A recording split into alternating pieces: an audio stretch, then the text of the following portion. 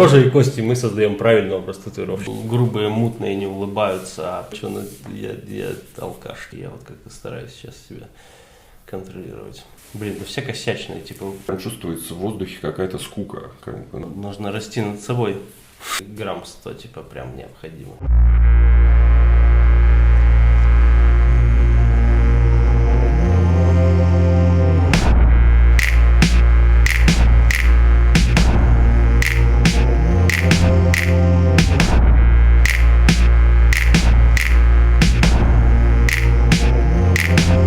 Здравствуйте, друзья! С вами Михаил Колесников, и это «Кожа и кости». Сегодня у меня в гостях Александр Ахарин, основатель вообще и руководитель Blackout, суперреалист, ну и вообще очень интересный мастер. Саша, приветствую. Спасибо, что выбрался. Что ты весь в трудах и разъездах? Весь в трудах и разъездах. Очень рад, что ты нашел время. Вот, спрошу о твоих разъездах прям чуть попозже. Давай, может, в общих чертах какие-то основные жизненные вехи, там, где родился, на кого отучился. Так прям. Блин, я много где жил. Я не знаю, откуда я вообще толком. Учился я на учителя английского языка. Английского, немецкого. Ну, так, с языком все отлично у тебя. Неплохо, да. Хорошо. Так, ну а где ты учился-то на этого учителя? В городе Киров. Вятский государственный гуманитарный университет. А в Питере давно живешь? С 2010-го. А татуировать начал когда? В 2012-м. Ага, в 2012-м. А чем занимался до татуировки? Пытался устроиться на работу. На какую? Да, хоть на какую-нибудь, где платили бы. Но в итоге так получилось, что я со своим образованием нафиг никому не нужен. Ага. Ну, я понял, что просто официантом можно заработать больше, чем учителем или переводчиком. Вот. Понятно. А татуировкой занялся? У тебя уже были татуировки на тот момент? Да, я первую сделал в 2008. Ага. Ну вот, собственно, занялся в 12-м. Как учился-то? Прилип на хвост Коля Джангирова. О, это там так получилось, что когда я работал как раз барменом, он в то время работал официантом. Такой типа официант-татуировщик. Вот. Он как раз был вот на грани того, чтобы уйти и студию открыть. Вот. Ну, я, собственно, его попросил меня научить. Круто. То есть 12-й год. А в каком году ты открыл Blackout? 2014, по-моему. Понятно. То есть начал... И ты с Джангировым, получается, работал до Blackout? Первый год. Потом у меня была своя студия еще. И потом Blackout. Ага. 3 студии все. Слушай, ну Blackout вообще огромная, ну большая студия, очень крутые мастера. Какой-то есть, вот расскажи общий концепт, то есть что вот прям открывал студию, какая вот идея вообще была? Ох, у меня-то идея была простая, мне просто было скучно работать одному. Вот, хотелось, да, какого-то коллектива, какой-то компании. Идея была изначально создать коллектив высокого уровня, и первоначально мы хотели собрать именно реалистов. Но, собственно, первые 2 человека это были я и Валя. Вот. Мы что-то поговорили и решили, что пора бы уже перестать работать на процентах. Ну, по крайней мере, я никогда на процентах не работал, в принципе. Мне нужна была компания и коллектив для развития. Ну, то есть некоторая группа людей, с которыми можно делиться опытом. Вот, но это была такая утопичная достаточно идея, потому что собрать вместе там большое количество крутых реалистов это нереально. Почему? Потому что так или иначе большинство реалистов они либо в Питере, либо в Москве. Вот, в Питере достаточно людей не нашлось. Вот, то есть мы походили, поговорили с людьми, кто-то согласился, кто-то нет. Вот, согласились ребята из Москвы. Но в итоге из 4 человек переехал только Степа. Вот. Ну и, собственно, на этом идея с реалистами, она и провалилась. И на то время у меня в студии работал Павлик Гусаров, вот, который где-то за полгода до открытия Blackout переехал ко мне на проценты. И, ну, как бы мы в ответе за тех, кого приручили, поэтому я его кинуть не мог. Парень только переехал из Ярославля, и я не мог ему сказать, типа, все, чувак, я тут Blackout открываю, давай, пока. Вот, поэтому, собственно, он к нам перешел. И мы уже решили, поскольку с реалистами не получилось, ну, давайте наберем кого сможем. Кого сможем, но хорошего уровня. Вот, собственно, там же появился Егор Лещев, потому что они с Павликом в то время хорошо контактировали. Вот. И в итоге все собрались у меня в студии. Там как было? У меня была студия небольшая, я там работал, в общем, вдвоем с другим парнем. У него был кабинет, у меня был кабинет. Артель, в котором Валя работала, его закрыли. Ну, там были проверки какие-то, и они, в общем, прекратили работу, она переехала ко мне. У меня был еще Павлик, а кабинет вообще, в принципе, на одного был рассчитан, ну, максимум двух, типа, переехала она. Потом в студии Лещева, я так понял, прознали, что он собирается уходить, его уволили. Лещев пришел с вещами, и мы такие, ну все, ребята, ну пора бы искать уже помещение, потому что народ копится, типа, а у меня в студии места нет. И, в общем, так вот мы через пару месяцев открыли Blackout, и потом уже потихоньку начали набирать народ. И в конечном-то итоге получилось, что у нас практически все работали в разных стилях. Все практически, кто там участвовал, кто хотел, тот очень сильно вырос. Сколько сейчас там человек у тебя? Сейчас 5, ну будет 6 скоро. Хорошо. Ну, то есть мы так немного сократились. У нас максимум было, по-моему, 10 человек, но мы прям вот в тесноте сидели. То есть сейчас у нас 6 мастеров, 2 гостевых места. Понятно. Ну вот ты студию открывал, искал себе собственную компанию. То есть одному сидеть, работать, как ты, ну, считаешь, то есть недостаточно, тебе неинтересно, нет развития, что? Ну, конечно, неинтересно.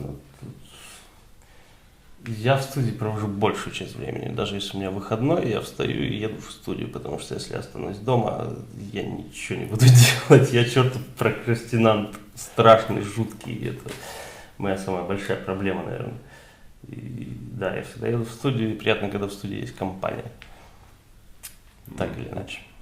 Всегда, ну блин, у нас всегда так работало. У тебя есть какие-то сомнения по поводу исходника, ты идешь к соседу и говоришь, вот смотри, как, так или так. Со стороны всегда виднее. Ништяк. Ну смотри, как бы максимум 10 человек, сейчас 6, наверняка прям огромное количество каких-то интересных историй, забавных. Если сейчас вот в это утро понедельника у тебя вдруг всплывет какая-то, знаешь, в голове там, типа, там, я не знаю, там, бороться, делать друг другу татуировки. Ну, делали такое, да. Ну, в утро понедельника вообще мало чего всплывает в моей голове, если честно. Ну, напились, сделали татуировки. Было такое. У тебя есть такие? Вот эту я сделал, да. В Новый год, прям когда куранты били. О, ништяк. Слушай, у тебя, вот прям помню, была прекрасная такая публикация по поводу, посвященная как бы тату-мастерам. Мне кажется, ну, как бы грех просто не поговорить по этому поводу. То есть она произвела такое, ну, нормальное впечатление в целом в сообществе татуировочном. Да, пустил волну. Ну, что, побеседуем? Просто вот ты сам как бы учился, упав на хвост Джангирову, допустим. Ну, да? это было на самом деле тяжело, между прочим. Это ж не так, что я, эй, Коля, научи-ка меня татуировки. Он такой, да, конечно, братан, садись, блядь, давай. Нет. Не, это понятно, это просто... Мне пришлось с ним бухать, мне пришлось сделать у него 3 партака. Ладно, не 3, 1. 1. Ну...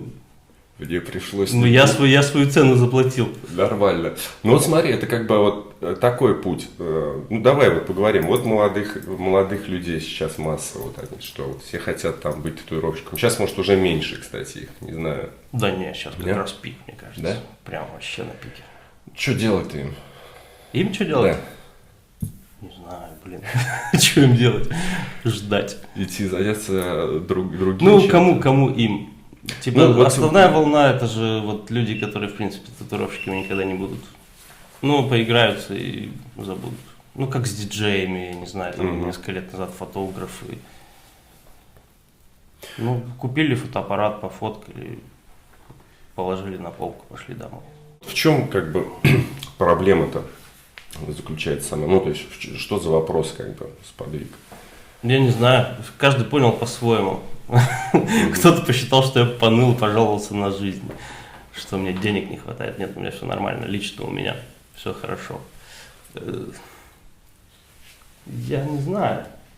Меня раздражает именно то, как люди ведут себя вот в таких ситуациях. Я про мастеров сейчас говорю, которые вот уже состоялись более-менее, либо давно работают.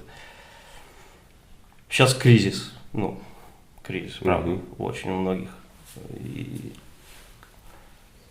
люди вот...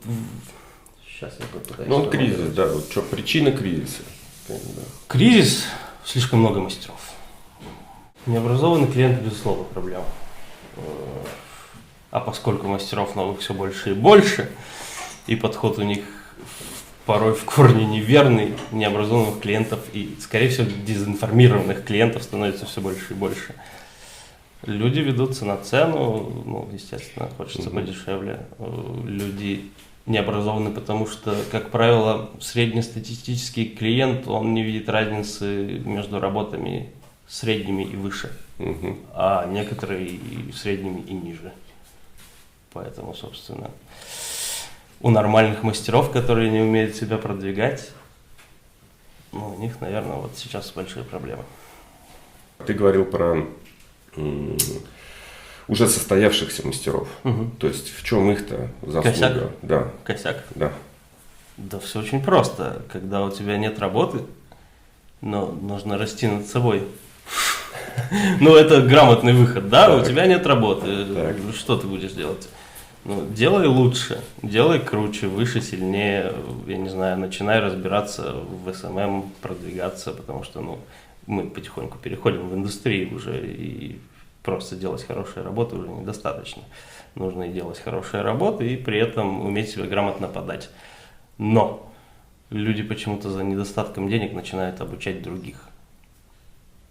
Ну, то есть, блин, что такое обучение? Вот эти вот стань тату-мастером за 5 занятий, мать его, ну 5 занятий. Я год у Джангирова сидел на хвосте, типа, и то, типа, вот через год я все еще, у меня руки тряслись порой, типа, я не знал, что делать.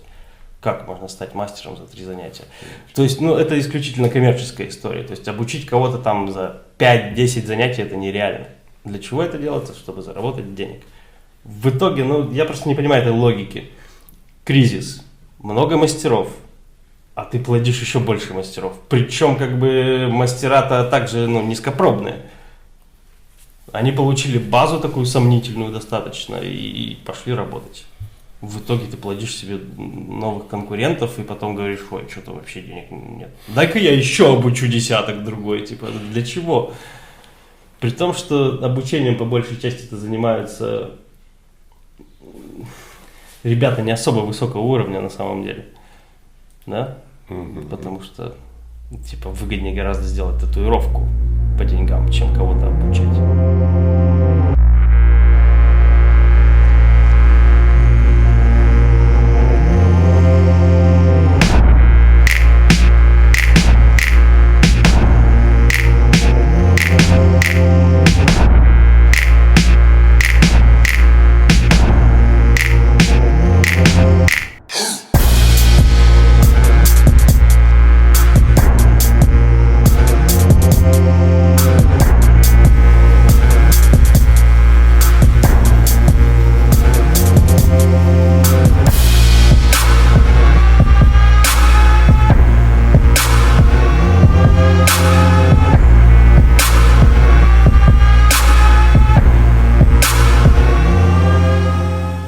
К ряду, да, вопросов к тату-мастерам. Вот спонсорство, собственно. Спонсорство и красок там тебе, и машинок, и вазелинов, как бы. Но в чем же вопрос-то? Вопрос в чем? Ну да, почему, ну, какая претензия, ну, то есть, почему нет? Почему нет? Да, почему нет? Или вот почему да? То есть Ну, принимать спонсорство, не принимать. То есть что вот мастера, участвующие вот в спонсорских программах? В том виде, в котором сейчас представлено спонсорство в индустрии. Ну, то есть в каком виде? В херовом. Блин, по факту получается, что мы спонсируем их, а не они нас. Вот в таком виде это и представлено. Но, я не знаю, давай разберем. Давай. Вот Вася, абстрактный, крутой, офигенный татуировщик с кучей подписчиков в Инстаграме, и Васино мнение авторитетно. Вася, допустим, спонсируется какой-то краской. Вася дает рекламу, делает обзоры, и вот всю вот эту фигню, хэштеги ставит, баннеры с собой на конвенции таскает там и так далее. Для спонсора, ну, это офигенный промоушен, типа, да, это хорошая реклама. Я знаю одного, не буду назвать, ладно, очень крутой легендарный мастер, однажды выложил там видео с тестом новой тачки, и через неделю ее раскупили. Ну, это вот так работает, да. То есть это очень хорошая коммерческая история для компании. Что вот этот крутой Вася получает взамен? Сет, мать его, красок. Ну, например, красок, если мы говорим о краске. Вася может купить сам сет краски. Ну, типа, о чем история? Ну, типа, краска это ну херня. Но производитель то есть ничего не стоит. Вася может купить себе эту краску, да, для производителя это вообще копейки. Ну, то есть Васю покупают по дешману. Вася больше отдает, чем получает. Я согласен. Безусловно. Я абсолютно с этим согласен. Но какое оно должно быть? То есть что же за спонсорство, которое вот хорошее спонсорство? Ну, во-первых, давай, не знаю, подумаем, почему вообще люди хотят получить спонсорство. Там, я не знаю, я 3 года назад мечтал, о спонсорстве какой-нибудь американской компании. Для меня казалось это какой-то статусной историей. Да? Я спонсируюсь там какой-то вот крутой американской компании. Я немного просто изучил вопросы, зашел там на сайты производителей и посмотрел, у каждого производителя есть такой типа sponsored artist лист. Там в среднем от 150 до 300 человек. Человек 7 это прям топовые крутые татуировщики, потом 20% это средние, уверенные, хорошие татуировщики, а все остальное это дикие портачники, от которых просто кровь из глаз идет. Даже так. Поэтому, серьезно, можешь проверить, серьезно, там большая часть людей, там дикие портачники, некоторые прям настолько плохие, что ты никогда бы не подумал, что они где-то у кого-то на спонсорстве. Поэтому история с каким-то статусом, да, она отпадает сразу вообще. Потому что, это не круто быть одним из 300, где... Причем условия у всех одинаковые, что у портачников, что у хороших мастеров те сет красок получают, эти сет красок получают, но только от портачников никакой отдачи нет. Я не знаю, нужно просто знать себе цену, типа, и спонсорство в том виде, в котором оно сейчас есть, это скорее грабеж какой-то. Я тоже, конечно, понимаю, что мастера на рекламу, и в целом на раскрутку своих ресурсов тратят немерено сил, денег, конечно, времени. Твоя больная спина и все прочее. Это прям нормальный вклад. Конечно. А что вот в твоем представлении было бы вот хорошим вариантом спонсорства? То есть как должно быть? Но если мы сейчас говорим о компании, которая готова дать только сет красок, у меня были разговоры с несколькими компаниями. Ребят, типа, если вы только краски мне можете предложить, я могу предложить вам только на свое имя. Вы можете размещать мои работы на своих ресурсах, но я ничего делать не буду за краску. Если вы хотите что-то от меня, обзоры, рекламу, хэштеги, watermarки, баннеры, прочее, лояльность, платите деньги. Это логично, да, логично. Ты делаешь рекламу, тебе платят за это деньги. Именно финансовая основа. Какими-то места на конвенциях. Что такое места на конвенциях? Билетов, я не знаю, какие-то. Давай разберемся. Если уж говорить, типа, хорошем Васе топовом татуировщике, которого компания хочет заполучить к себе. Да Вася знаком со всеми организаторами конвенции. Васю приглашают и дают бесплатные боксы и без спонсоров. Ну, типа, этот бокс, ну что он? Для хорошего татуировщика, который нормально зарабатывает, знает себе цену, бокс оплатить, ну, не проблема. Не проблема. Нет, понятно, что для хорошего татуировщика оплатить, ну, практически все, что бы то ни было, не проблема. В том-то и дело. Просто, ну, вот тут именно, как бы, ну, вот эти институты, ну, вот это спонсорство, то есть понятно, что все нацелено на, ну, так или иначе, на продажу. То есть продажу, да, как бы, индустрии, ну, то есть и рост этой индустрии в целом, как бы. И, ну, эти институты никуда как не денутся, ну, пока, по крайней мере, ну, вот спонсорских каких-то вот таких вот мероприятий. Но вот какую, ну, то есть форму оно могло бы принять, чтобы, я думаю, что не все мастера там топовые участвуют в каких-то там, ну, кому-то это особо надо, потому что, ну, не прикольно, что там всего там сет красок или еще что-то, ну, то есть там ради этого заморачиваться там какой-то рекламой, Ну, в смысле, не хочется. многие заморачиваются, в том-то и проблема. Многие заморачиваются. Конечно. Я вот на своей памяти могу вспомнить, может быть, человек 6 или 7, у которых условия более-менее хорошие. Все остальные это вот, да, тачка, краска, пару коробок игл, и они там что-то делают. Ага. Ну, то есть это, как это сказать, практика, в общем, нехорошая. Да блин, да, нехорошая. Блин, компании, они уже привыкли к такому раскладу. Они все понимают. Они понимают, что реклама стоит денег. Они понимают, каких примерно денег это стоит. Но они не хотят идти вот на эти условия, потому что основная масса татуировщиков, они привыкли, да, получить свою красочку и сидеть молча. У меня спонсоров нет, поэтому вообще никаких. Нисколько я там с ребятами не разговаривал, с серьезными, прям крутыми, типа, ребятами. Они что-то этого не очень понимают, почему-то, не знаю. Кто-то понимает, кто-то нет. Кого-то устраивает.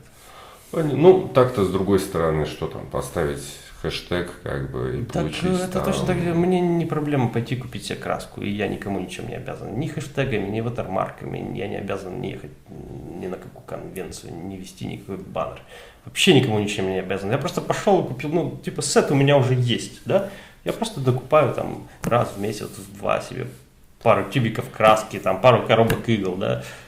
И я никому ничем не обязан, я свободный человек. Мне не скажут: ой, Саня, что-то ты давно ничего не постил у себя, что-то ты нас не отмечаешь. Что нахер нужно? Ну, это исключительно внутреннее ощущение, как бы, просто свободы, без каких-то вот обязательств там перед кем-то. Да, мне не стрёмно ни один бутылек из своей сумки на конвенции достать и засветить его. Потому что, ну, спонсорство – это лояльность. Ты не можешь достать что-то другое из своей сумки на конвенции. Ну, слушай, ну да, я, Безусловно. это не так глубоко. Если ты там сидишь на одной краске, ты другую, ты даже в студии не имеешь права хранить у себя другие краски. Ты либо сдираешь лейбл, либо переливаешь его во что-то нейтральное. А в идеале переливаешь их во что-то, чем ты спонсируешь. Слышал что-то про Шайен, кстати, вот какое-то. Это многие компании, там условия что типа говёная ихняя черная краска, как бы, которая никому не нравится, но типа все в эти батлы заливали там себе там что-то там другое. Там, блин, да, спонсорство это такая мрачная история жополиства и притворства. Когда человек там спонсируется одной фирмой, работает другой фирмой, потом приезжает на фестиваль, там что-то прячется где-то. Слушай, ну не прикольно, да. Вообще. Ради чего? Слушай, ну в какой-то момент, может быть, у этого был какой-то элемент престижа. Не, наверное, лет 5 назад, да. Когда-то. Может быть, да, сейчас нет. Просто само по себе вот это уджу разрослось и стало ничем. К этому же к этим же серии вопросов по поводу мастер-классов. То есть это не обучение, а именно некие мастер-классы. Ты проводил какие-нибудь? Один проводил. Один раз. Сам ходил на что-то такое? Да, присутствовал. Твое мнение, насколько, в общем-то, полезные, интересные мероприятия? Такое сомнительная полезность, на самом деле. Но я один провел, и мне не понравилось, что-то, если честно. За границей не пробовал, ничего такое рассказывать? Я бы для начала хотел здесь что-то стоящее провести, а потом уже пробовать куда-то за границей. Я не знаю, из большинства вот именно мастер-классов, которые я видел, ну это вода какая-то, вот вода водой. Ну, блин, мне просто, мне не нравится. Самые секреты рассказывать. Да, ну какие секреты, понимаешь, там типа семинар на, не знаю, 10 часов, из них полезной информации на 20 минут. Ну это сложно. Мне не нравится формат именно работы, когда человек работает, другие смотрят, потому что это занимает очень много времени, ну, у реалистов, по крайней мере, если мы о реалистах говорим, то есть я сижу, работаю там 6-7 часов, и люди стоят и 1,5 часа смотрят, как я фаны крашу. Они устали, им хочется есть, там, выйти покурить, но им неудобно, типа. Полезную информацию, да, я там рассказал в начале, в теоретической части, что-то там прокомментировал во время работы.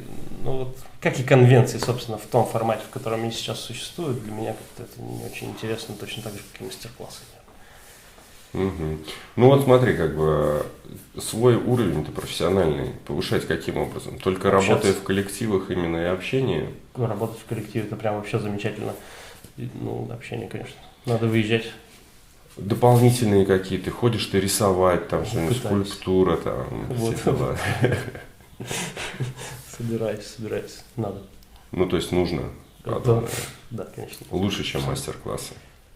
Я думаю, да. Да. Ну, блин, мне кажется, техникой сейчас настолько много людей обладает, ну, нормально, как вкрасить там. Нафига нужны мастер-классы? Не очень понимаю. Нет, ну фишечки, нет, да, какие-то фишечки. Тем, просто кто устраивает, тоже понятно, ну, для чего они нужны. Деньги, конечно, но это всегда коммерческие истории. Просто их посещение. Я, может, просто не очень коммерческий человек. Ну, типа, блин, если я буду проводить мастер-класс в следующий раз, я уж постараюсь, чтобы это был реально какой-то полезный мастер-класс, а не просто денег срубить. Мне стыдно просто, не знаю. Ну, что достойная позиция. Сейчас недостаточно быть просто как бы татуировщиком, а нужно все-таки быть еще как бы СММщиком, каким-то пиарщиком, там, фотографом и так далее. Как считаешь, что, ну, как ты, собственно, к этому относишься? Кто-то вот уперто говорит, что ну нет, ну татуировщик я, не буду ни хера ничем другим заниматься, кроме этого. Как бы клиент меня найдет. Вот с такой как бы позицией. Нет, не найдет. Не найдет. Ну, теперь сейчас такое время, что уже не найдет. Я именно поэтому здесь сижу. Я бы пару лет назад я бы сюда не пришел. Ага. Поэтому ты здесь сидишь. Вот хорошее, вот настало время вот такое. Приходится. Но, естественно, прям совсем упираться и говорить, что я ничего не буду делать. Но, наверное, сейчас это уже не сработает. Надо что-то делать. Неизбежность. Ну, я бы выкладывал только татуировки, я бы нигде не светился нахер, мне это не интересно. Но приходится, да, поэтому я уже там какие-то и личные фотографии начинаю потихоньку заливать, и что-то пишу, и вот куда-то прихожу, приходится. Как думаешь, ну, то есть вот этот кризис, который сейчас, ну, вот реально с 2017 года, то есть я и слышу от многих, да, в принципе, и по себе все равно замечаю, что если там, да, была там запись, допустим, полгода, ну, сейчас она там все-таки покороче, ну, то есть факт. Да. С работы как бы нормально, но я понимаю, что, ну, то есть чувствуется, ну, вот чувствуется, эта, да, конечно, тема, вот 100 пудов. Как думаешь, изменится это или там станет хуже? Какие-то есть у тебя вот прогнозы относительно этого? Ну, изменится по-любому, ну, как во всех сферах. Ну, наиграются люди, успокоятся, их станет поменьше. Вопрос в том, типа, какой ущерб они успеют нанести. Все вот это огромное количество непонятных ребят, которые будут воспитывать наших клиентов. Да, блин, тупо... Мне сейчас каверапами пишут, типа, примерно 50% людей, которые пишут. И если там 3 года назад это были армейские портачки, то сейчас это типа свежаки прям. Вот типа я вижу, они либо вчера сделаны, либо там пару недель назад. Ага. И их много. Ну да. Ну, мы будем разгребать это еще, я не знаю, десяток лет, наверное. Перекрывать все это. Ничего хорошего, я не люблю делать каверапы. Ты не любишь каверить. Понятно. Ну, слушай, как-то Может, придется полюбить. Или там чуть как-то в стиле в своем, там что-то, открыть какие-то новые грани. Нет, да зачем? Когда у меня есть чистая кожа, я могу сделать все, что угодно. А когда у меня каверап, мне уже приходится подстраиваться. А реализм, он такой, типа, капризный очень. Слушай, ну в Европе-то вообще найти людей с чистой кожей, наверное, не так просто. Да, Нет? абсолютно. Мне кажется, они там все прям чем-то запортаченные. Прям Запортачены, но места-то есть еще. Смотри, тебе вот нравится работать на чистой коже, реализмом ты занимаешься. Вот что тебе так нравится, скажи, вот реализм. Почему? Почему реализм? Как я не знаю, почему тебе нравится зеленый. Ну, нравится. Ну, такой срочный. Блин. В плане татуировки, смотри, как бы есть просто, ну, масса вопросов к реализму. Вот, во-первых, в плане там его там живучести, как бы как он на теле смотрится, в плане отдельных работ, как бы, а не композиций. Ну да, все-таки татуировку же делаем до смерти, факт. Как ты думаешь, сколько проживут они, собственно, на теле, вот в таком виде, чтобы было красиво, как бы? Да, мне кажется, любая татуировка, вот она как через полгода-год осела, она же примерно так и будет дальше выглядеть. Не знаю, я видел много работ в реализме, которые сделаны там 15 лет назад, и они вполне себе смотрятся. Это зависит от кожи. Я видел огромное количество людей, которых там традик сделал, ну, живучий стиль, жирные полоски, плотный покрас, и выглядит как дерьмо. Ну, потому что кожа у человека такая, не знаю, сухая, он загорает, и, не знаю, ухаживает плохо. Ну, то есть... Реализм, он, конечно, капризнее, блин, не каждая кожа подходит для этого, поэтому я всегда обычно провожу консультации и сразу оцениваю состояние, и там, ну, частенько говорю, ну, извини, типа, братан. То есть ты отказываешь часто клиентам, потому что... Ну, потому что они не смогут получить то, что видят в моем портфолио, вот и все. Ага. Смотри, такой вот вопрос меня часто, вот прям один из основных, то есть вот в реализме татуировки на теле вот отдельные, то есть вот эти фона, как бы, ну просто подразмытые. Я понял, о чем ты. Синий, там, зеленый. Что за прикол, как бы? Вот я не понимаю реально, почему не придать этому какой-нибудь, там, не знаю, там, динамики там дополнительной или формы. Вот, да, но я не знаю, по моим представлениям, если ты забиваешься реализмом, и там, не знаю, предплечье решил себе сделать. Это не может быть предплечье, это должна быть вся, мать его, рука. Это не, может быть, это не может быть пятно на спине. Если это спина, то это вся спина. Типа ты берешь и занимаешь всю конечность полностью, либо всю плоскость. Потому что, ну, реализм, он так или иначе нуждается в фоне всегда. И я зачастую фон либо не делаю, либо делаю его минимальный какой-то. Потому что если я сейчас начну его какой-то флоу создавать по телу, да, какие-то штуки там, не знаю, разлетайки всякие вот эти. Потом человек придет ко мне в следующий раз, мы придумаем какой-то новый проект, и я такой, оп, а у меня тут какая-то херня полетела, и я уже не смогу просто грамотно вписать следующий проект. Ну, то есть, вот отдельные проекты, которые разовые работы, ну, они не нуждаются в этой фигне, потому что потом ты не сможешь просто все это дело соединить. У меня просто было миллион случаев, когда там, не знаю, приходит какой-нибудь коллектор, да, европейский, и у него там остаются какие-то куски вот такие. Я такой думаю, блин, ну, от предыдущих мастеров, я думаю, нафига вот вы вот эту фигню наделали свою, я теперь ничего не могу туда сделать, она мне мешает. Если бы это все было без фона, сделали, потом соединили уже, грамотно продумали, как это все соединить. Ну, то есть, вот эти работы, которые я вижу, ну, вот именно такими пятнами, это, ну, исключительно какая-то вот, ну, не до конца продуманность там мастера там или в чем-то. В смысле, это не продуманность? Это как раз продуманность. Продуманность на будущее, типа, да? Да, потому что потом человек все-таки придет и будет дальше там 100 пудов делать. Да. Типа даже если человек говорит, что он не планирует дальше ничего делать, вот, скорее всего, будет. Ну, хорошо, потому что я прям всегда задаюсь вопросом, почему, как бы, вот, не знаю, не придать. Я вижу вот отдельные вот эти пятна, как бы, ну, что, блядь, они такой формы строят, нихера, как бы, это зеленое куда-то поползло. Я понимаю, о чем, да, это выглядит не очень, поэтому говорю, реализм, типа, куском, но он не смотрится, надо делать все. Ага.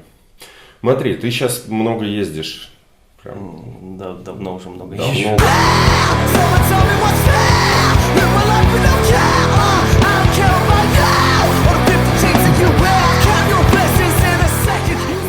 ездишь? Как у тебя примерно вот по времени? Сколько ты в России, сколько где-то? 60 на 40 где-то вот так. Ну, 60 в Питере. Ага, 60 в Питере. По России ты вообще ездишь? Нет? Нет, ну перестал. Ездил когда. Ну, вот сейчас в Екатеринбург на фестиваль съезжу. Ага. То есть, за границей господы, фестивали? Споты, фестивали, все. Все. По вот фестам сколько у тебя в год примерно? Не считал? Ну, не знаю, ну, штук 5, наверное, есть. Ну, то есть 5-6. не так, чтобы каждый Не месяц. очень ты люблю там фестивали вообще. Ездишь вообще на фестивале, вот зачем? Пообщаться, Общаться? конечно. Ну, то есть я исключительно езжу на фестивале, когда там собирается компания какая-то. Ага. По-другому неинтересно. Сколько вот там вообще планируешь, ну вот ты когда на фест едешь, сколько ты работаешь, сколько тусишь, какие-то, как ты это Последний год распределяешь? стараюсь работать 2 дня. Ну, если фест трехдневный, Мгм. 2 дня работаю, один стараюсь походить. Последний, на каком был последний? Не помню. По-моему, Флоренция. Мы вместе были в Флоренция, да, в ноябре. Ага, понятно. А, нет, вру, Да? Милан был. Милан еще был. В феврале. Понятно, понятно. Смотри, а в России что, русские конвенции, как ты на них? Москва, Питер? Ну, я был на всех. Ну, на большинстве. Угу. Ну, тебе То есть просто... в Москве я был на обеих конвенциях. В Питере на обеих конвенциях я был там по несколько раз. На Сибирск ездил. В Сыктывкаре был на конвенции, мать его, в Казани. Ну, я поездил, посмотрел, ну, конвенции. Ну, Ну, ты как считаешь, сейчас вот этот формат вообще, ну, конвенции, не согласен с этим форматом вообще. в чем? Что тебе не нравится? Давай какие-то твои мысли по конвенциям. Ну, во-первых, это всем уже приелось. Хочется чего-то нового. И, блин, я не знаю, как бы моя мысль в том, что если большинство все-таки едут за общением, они едут за общением, так или иначе, то вот тот формат, который существует на данный момент, он не особо к нему располагает. Ну, это касается и Европы, и России. Абсолютно, да везде все конвенции одинаковые. Мгм. Просто где-то масштабы просто побольше. Ну, вот есть такие, вот в Венеции, по-моему, проходит, там не конвенция, а именно что-то такое двухдневный какой-то слет вот от мастеров. Там И вот это какие-то круто. лекции, там Вот это читают. круто. То Вот есть, это круто. что-то очень красивое. Вот не был, но вот очень такие хорошие отзывы я читал. Ну, тут, как думаешь, что вообще в такой формат возможен переход в какой-то более именно для мастеров? Это же, мне кажется, менее коммерчески. Ты сейчас очень правильные вопросы задаешь. Я планирую как раз в Питере организовать такое что-нибудь. Да? Мгм. Когда? Какие-то есть у тебя прям? Вот как денег соберу. Вот, потому что я с этим вопросом, ну так, там и к Назимовой не раз как бы вот обращался. Ну и в целом, то есть я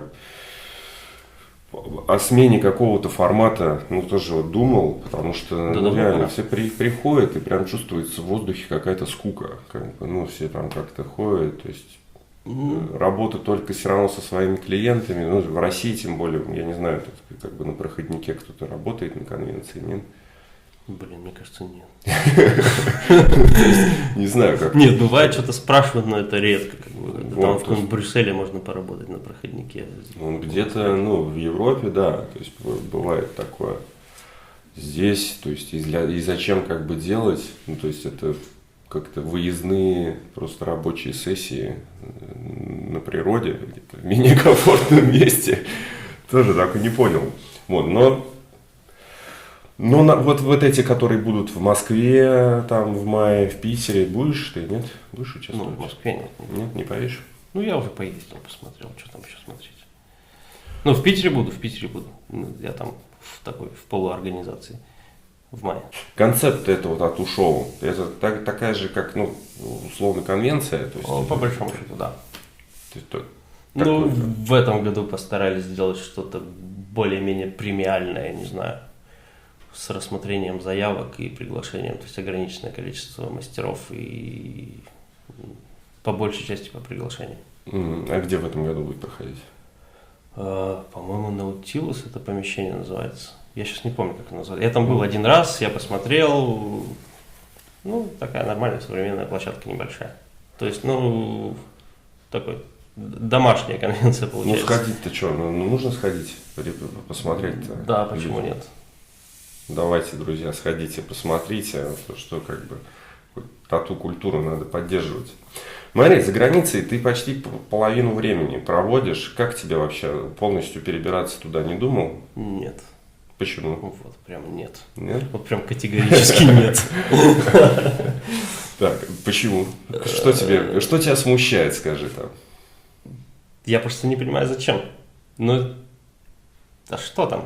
Я не знаю. Вот Ты, в ты том-то дело, проводишь я- там половину времени, как бы с английским у тебя все ровно. Там Всё денег ровно. по-любому как бы больше. Да. Вкусно Да, кормят. но если я туда переберусь, и 60% налогов. Ага. И Всё, чё? всё, уже не Чё мне так- там делать? так уже вкусно Я не не поесть. хочу быть гастарбайтером в чужой стране. Это Мгм. отвратительно. Не хочу. Мне нравится в Питере, мне нравится менталитет, мне нравится отдыхать туда, уезжать, сюда приезжать отдыхать. То есть это постоянная смена обстановки. То есть жить там постоянно нет, ни за что. Ну, просто многие как бы нацелены именно там. А это, мне кажется, стереотипы какие-то, что Да? там лучше, чем здесь. Я вот этого не вижу. Я тоже, ну, как бы... Везде свои проблемы.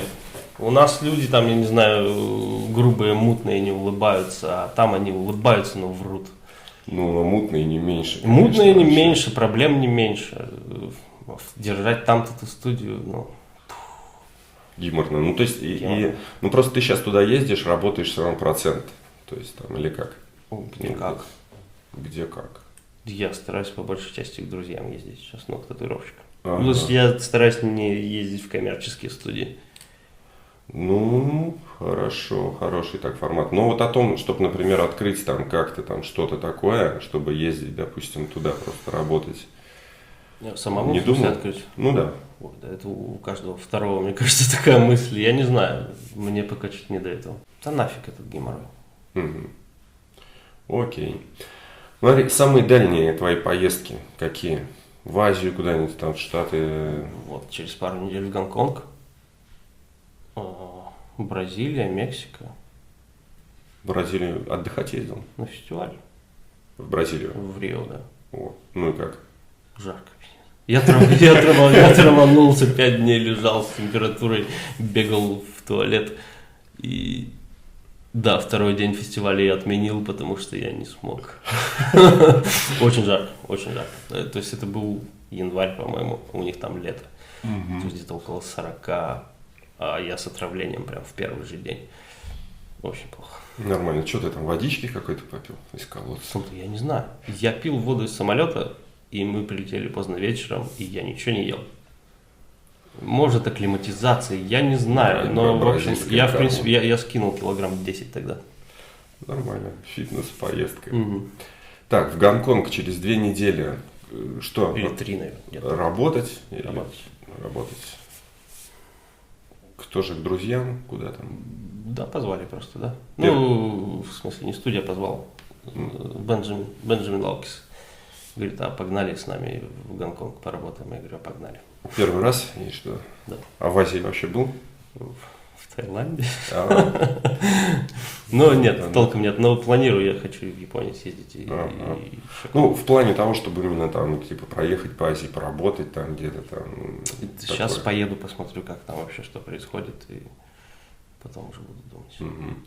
Ну и поездки, в общем, все вот эти заграничные, с какими-нибудь проблемами ты сталкивался на границах, там вопросы, прочие какие-то такие темы, куда едешь, там, что за штуки ты с собой везешь. Слушай, мне ни разу оборудку не проверяли, если честно. А, ты шагеном работаешь? Нет, давно уже не работаю. Нет? Шагом. А, Нет, так, нет, чем? я давно уже отказался от шагом. Сейчас красиво. Вот прям на данный момент с Нового года работаю к Cyan FK Irons. Мгм. Тоже пенообразная тачка. Мгм, да, Прям радует. Понятно. Ну, тут такая штучка-то иногда не похожа даже на эту машинку. Ну, то есть не было никаких проблем. Ни вопросов там. Нет, кто правда, такой, вопросы там. были, но не знаю, как-то все нормально пока. Мгм. Хорошо. Ну, в любом случае, я не знаю, в большинстве европейских стран ты говоришь, что ты едешь на конвенцию, и тебе говорят: окей, братан, давай, клево. Ну, Клево, крутые татухи, проходи. просто да, я тоже как бы говорю, ну конвенция, то есть я вот туда еду. Мне вот, ну, непонятно, то есть вот работа на конвенции. Она в большинстве стран, мне кажется, Не облагается не облагается просто налогом, налогом. да. Поэтому на конвенцию, пожалуйста. Ага. Ну, А там конвенции там каждый день, каждую да. вообще неделю по 3. Ага, ага. Это там Штаты, не знаю. Штаты, Канада, Австралия. Там, да. Туда пока не еду. Я все планирую, возможно, в этом году попытаюсь в Новую Зеландию и в Австралию сгонять. Так посмотреть Ну, на кенгуру. Посмотреть, поработать. Ну и посмотреть на кенгуру, конечно. Почему нет? Прикольно. Так, планы. То есть у тебя получается на год съездить в какие-то там новые страны, Австралия, Новая Зеландия. Вот не уверен, что получится, Ну, но не да, уверен. хотелось бы. И вот это интересное такое мероприятие. А что ты не будешь пока про него рассказывать? Ты Да, я как-то вообще про подробнее? него говорить не хотел, просто ты говорю, Ага. вопросы такие задаешь. Ну, оно... Вообще не люблю говорить наперед, как бы вот сейчас возьму и не Понимаю, сделаю, все понимаю. вас спрашивать: а Пони- что, где ты, что ты Понимаю, же говорил. понимаю. Ну, тогда это останется под таким, как бы, возможный, Пусть так. в этих, где-то в области возможного. Твоя идея о ценообразовании. Сколько должна стоить татуировка? Что такое все-таки татуировка? Роскошь или вот как бы это? Ну, Или нет? Смотря у кого. У сертифицированного специалиста не роскошь. Так, у сертифицированного. Ну, это вот ребята с курсов. Все, Те понятно. самые. Да, роскошь, безусловно. Да, как, не знаю, золото. Часы. Так.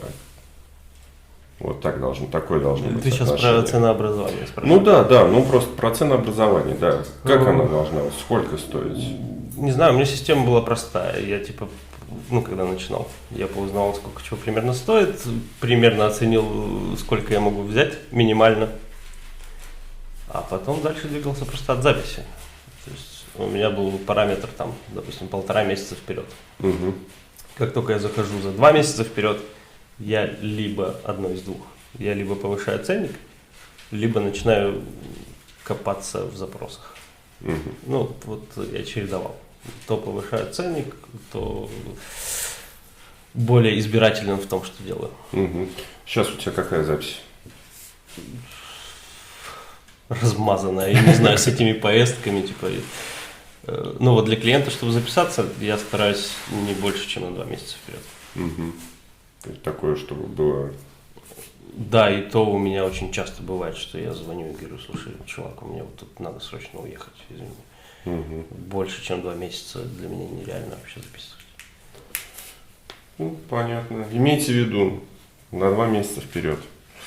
Так. Я, честно говоря, не понимаю вообще людей, у которых там по полгода расписано. Слушай, это ну вообще? как бы полгода, там у кого-то там год, там, не знаю, там 2-3. Да как это вообще? Я не знаю. Этот человек через 3 года-то он передумает уже делать то, что хочет делать у тебя. Ценник изменится. Если я сейчас запишу там, не знаю, кого-нибудь на портрет, не знаю, кого-нибудь, я, может, его уже сделаю за эти 3 года. Или я не знаю, New School начну делать Ага. через 3 года. Ну и что, мало ли, человек, может, он прям хочет именно к тебе. Ну, в общем, понятно. Просто, ну, я вот слышал как бы о таких темах, там, ну, мастеров там именитых каких-то заграничных, что там 2 года, мне там, кажется, это 3 понты года какие-то. вперед, там. Думаешь, Понты, по-любому. понтуется. По-любому. Ну, с татуировщиков за это спрашивать-то грех, мне кажется. Да нет. Почему? Как с Слишком рыбаков. Не люблю понты. Нет? Нет, очень. В плане, вот ты, ну, как бы реалист. У нас в России как вообще с реализмом? То есть, Замечательно. замечательно. Лучше всех. Ну, в цветном, да. Прям на мировом уровне таком. Мы как всех бы, вообще порвем. Блин, ну у нас средний уровень реализма цветного. Цветного, не black and grey. Но по-любому первое. Я не знаю, как у азиатов, если честно. Вот, ну, потому что они закрыты, у них какой-то свой мир и свои социальные сети. Но в целом по миру, блин, Да, но в ту же Германию поедет, там сидел вот Black and Grey, там цветных ребят вообще практически не найти. Их по пальцам пересчитать. И одна из причин, по которым я бы не поехал жить в Европу, вот это как раз то, что они уже прошли ту волну популярности, у них уже давно коммерция на первом плане. И уровень у них такой коммерческий. Коммерческий абсолютно. Сам ты закрашиваешься, кто тебе вот что делал? Что последнее ты татуируешь себе? Последняя от Сивака была. Нога с терминатором. Ну, может, я Вот это вот. Ништяк. Ну, мы его подснимем чуть-чуть. Так, что дальше в планах? Ну, хочу грудь дать. Ну, не грудь, а торс. Франда. Но мне сначала надо посводить там старые штуки. Какие-то. Я вот чистый оставил себе торс и тоже прям не знаю, для кого-то берегу. Татуировщики. Как бы работа сложная. Все там сидят в скрюченных позах, ну и вообще для нервов и так далее. Ты как за своим здоровьем-то? Следишь? Нет, я разъебай. Разъебай. Я недавно почувствовал вот эту штуку в спине. Очень плохо было. Ага. Я сходил, полежал. И понял, что надо что-то делать. Ну, в очередной раз. Это, да, в будущем. Какие-то что? Алкоголь, увеселяющие вещества. Как татуировщики отдыхают-то? У тебя, как у Дудя, типа, вопрос про деньги, только про увеселяющие. Это что, про деньги? Типа кожа и кости мы создаем правильный образ татуировщика. Да. Про деньги у татуировщика спрашивать вообще бесполезно. Потому что, 10 из 10 съезжают всевозможными там образами. Поэтому я про деньги даже и не спрашиваю. У татуировщиков с деньгами, у нормальных, все хорошо. Все нормально. Поэтому мы спрашиваем, нас здоровье волнует друг друга, как мы его там, собственно, бережем или расходуем. Как тут вот. Блин. Но что, я алкаш, да. По большей части, да. Ну, это чуть-чуть, наверное. Ну, чуть-чуть. В последнее время побольше, и я вот как-то стараюсь сейчас себя контролировать. Волна такая, наверное. Я просто не умею отдыхать. Вот, и мне после работы грамм 100, типа, прям необходимо. Понимаю тебя. Я потом, реально, я не знаю, тоже отдых, такое понятие, прям очень странное. Не знаю, как отдохнуть. Я обычно больше устаю. Не знаю, как отдохнуть. Уехать надолго, только куда-нибудь. Я потом работать не на хочу. полгода. Я потом работать. Ты можешь работать после отдыха? Сложно. Недельку где-то надо, чтобы войти. У меня месяца полтора, наверное, уходит, да, я вообще работать не хочу. Да я и отдыхать не люблю. Ну вот именно отдыхать. Для меня вот эта схема 2 недели в Питере, 2 недели где-нибудь еще, и вот эти вот перемены для меня отдых. Угу. Я прям с удовольствием в Питер возвращаюсь и с удовольствием из него уезжаю.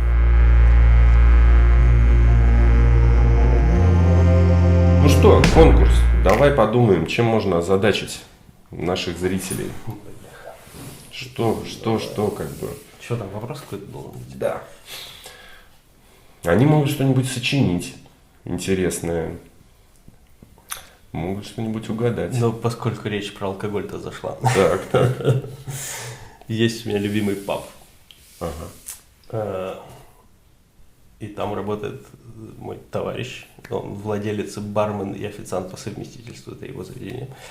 И у нас с ним такой контест. Мы все время пытаемся стебнуть друг друга по поводу профессии. То есть, когда я прихожу, он мне задает глупые, тупые вопросы, стебные про татуировку, а я пытаюсь его стебануть по поводу барменства либо официанства. Ага. Ну вот ему проще. У меня шутки про барменов закончились. И про официантов, типа, тоже, я там захожу, типа, а правда, что вы за нами доедаете?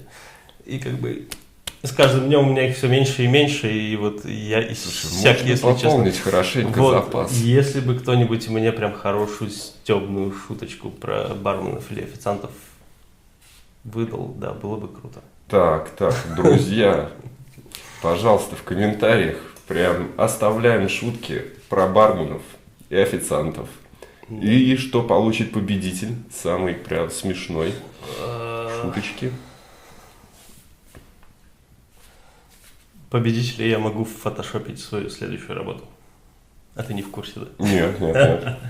У меня в каждой работе за последние 3 года на фоне что-то фотошоплено, какой-то персонаж кино, игры, поп-культуры, не знаю, либо какие-то мои друзья. Ага. Ну, это такой интерактивчик небольшой с клиентами, ну, в смысле, с аудиторией. Все прикольно. Вот. Ну, собственно, да, победителя я могу фотошопить. Автор самого стебного вопроса, какого-то подъеба официанта или бармена, станет участником вот композиции с работой Александра Ахарина. Так что подписываемся на канал, ставим лайки, оставляем свои комментарии. Ну и через недельку-две, а глядишь, может быть и 3, вот, Александр выберет победителя, свяжитесь и, собственно, станете вот одним из элементов художественного произведения. Да? Наверное, да. Ну вот как-то так. Саша, очень рад был тебя видеть. Да, Спасибо тебе за беседу. Уж это, сорян, что в понедельник так тебя С утреца. подорвал с утра. Но, надеюсь, день пройдет как надо. Все. Всем привет. До скорых встреч.